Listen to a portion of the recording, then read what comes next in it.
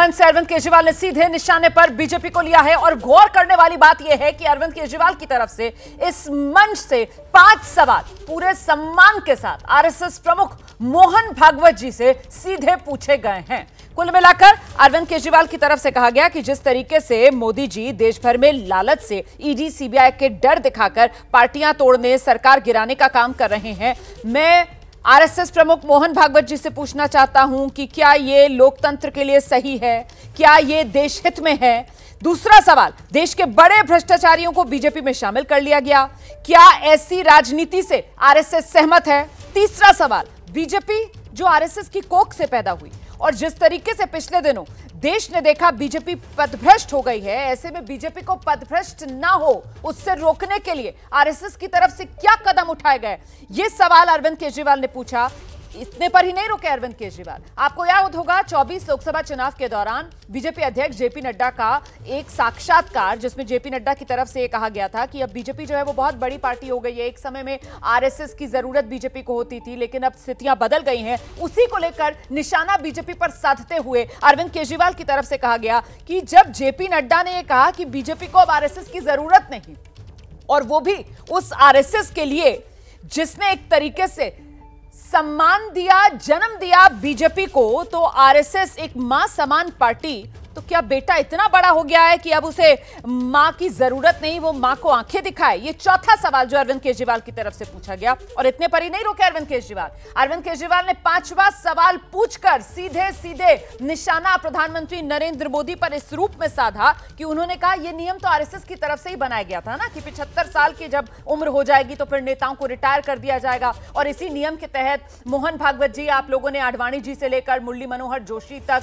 BC Khanduri तक सबको मार्गदर्शक मंडली में भेजा, रिटायर कर दिया। और ऐसे में अब जबकि 75 साल के होने वाले हैं नरेंद्र मोदी, तो बीजेपी के बड़े नेता अमित शाह की तरफ से कहा जाता है कि नहीं, मोदी जी रिटायर नहीं होंगे। तो आखिरकार जो नियम आडवाणी जी पर लागू हुआ वो मोदी जी पर लागू क्यों नहीं होगा? क्या इसका जवाब आरएसएस देश को देगा?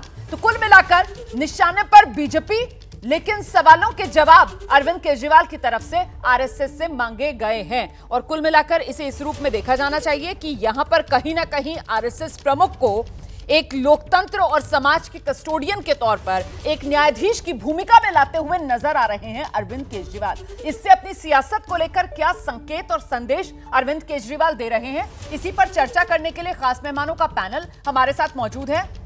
आपका परिचय कराती हूं। मेरे साथ यहां स्टूडियो में वरिष्ठ पत्रकार दिबांग मौजूद हैं, संगीत रागी प्रोफेसर हैं दिल्ली यूनिवर्सिटी में, राजनीतिक विश्लेषक वो हमारे साथ मौजूद हैं, और साथ ही आप देख रहे हैं बीजेपी के प्रवक्ता आरपी सिंह जी हमारे साथ मौजूद हैं।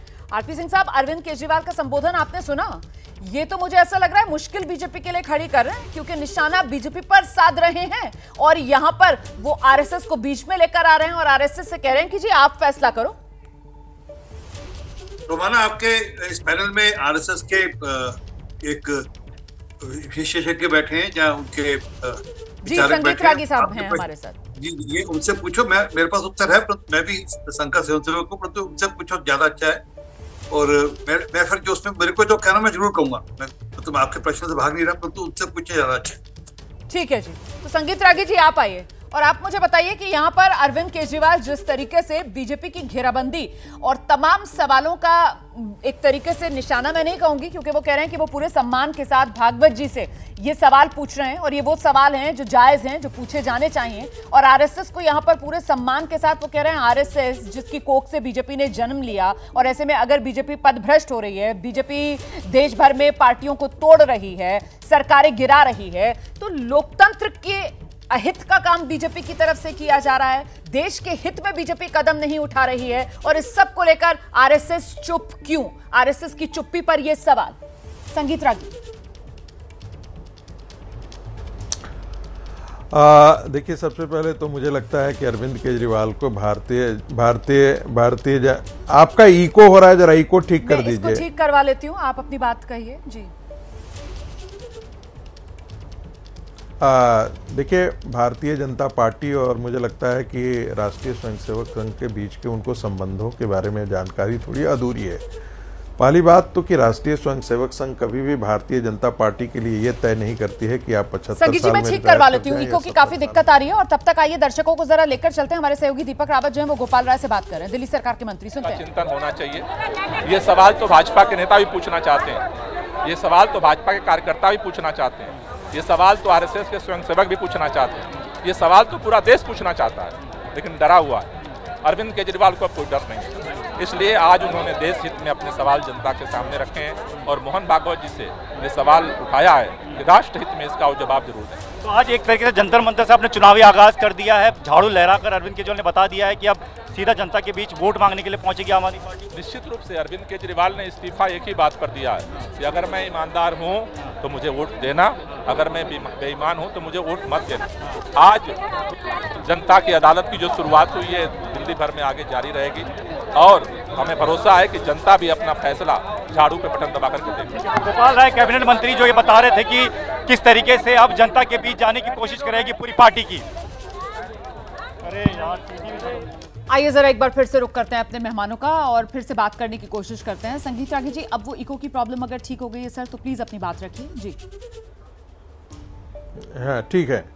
देखिए सबसे पहले अब यहीं से बात शुरू करते हैं। देखिए जनता ने तो फैसला, यही सवाल जो है वो अरविंद केजरीवाल ने संसद चुनाव के समय भी किया था, लोकसभा चुनाव के समय किया था और जनता ने उस समय उनको मैंडेट दे दिया था कि जनता उनके बारे में क्या सोचती है। अरविंद केजरीवाल जो प्रश्न जो है वो परम पूजनीय सरसंघचालक जी से पूछा है वही सवाल जो है वो अपने आप पर लागू करके देखें। उन्होंने कहा था कि राजनीति वो वैकल्पिक राजनीति देंगे, क्या उन्होंने वैकल्पिक राजनीति दिया? सारे दुष्कर्म उनकी पार्टी ने किया। वो कहते थे वो राजनीति में आएंगे नहीं, वो राजनीति में आए। वो कहते थे कि बड़े घरों में नहीं रहेंगे, वो शीश महल में 18 लाख का जिनका कमोड हो, 40 लाख का जो पर्दा ये करता हो, 56 करोड़ का जो अपना जो है वो शीश महल में जो खड़ा बैठ रहा हो, जो बड़ी बड़ी गाड़ियों के काफिले से और गोवा में 7 स्टार में रहता हो, क्या वही अरविंद केजरीवाल हैं जो 2014 से पहले अरविंद केजरीवाल थे? ये सारे मापदंड नैतिकता के वो सारे प्रणब मुखर्जी से लेकर के सारे लोगों से वो मांगते थे, झूठ बोल करके मांगते थे। वो भ्रष्टाचार का एक बड़ा मापदंड जो उन्होंने अपने लिए तय, दूसरों के लिए तय कर रखा था, वो क्या वही नैतिक मूल्यबोध अपने लिए तय करेंगे? नहीं उन्होंने किया। तो उनकी बेईमानी, शातिरपना से सब चीज जनता परिचित हो चुकी है। अब रही बात राष्ट्रीय स्वयंसेवक संघ की, तो निश्चित तौर पर बड़े कुछ ऐसे सवाल हैं जो मुझे लगता है भारतीय जनता पार्टी के और राष्ट्रीय स्वयंसेवक संघ के, क्या सबके लोगों के मन में ये सब चीजें जरूर आती है कि भ्रष्ट लोग जो हैं वो राजनीति में प्रवेश नहीं करना चाहिए और ये वाजिब सवाल सबके हैं। लेकिन मैं आपके पास लौटूंगी, रागी साहब मैं आपके पास लौटूंगी।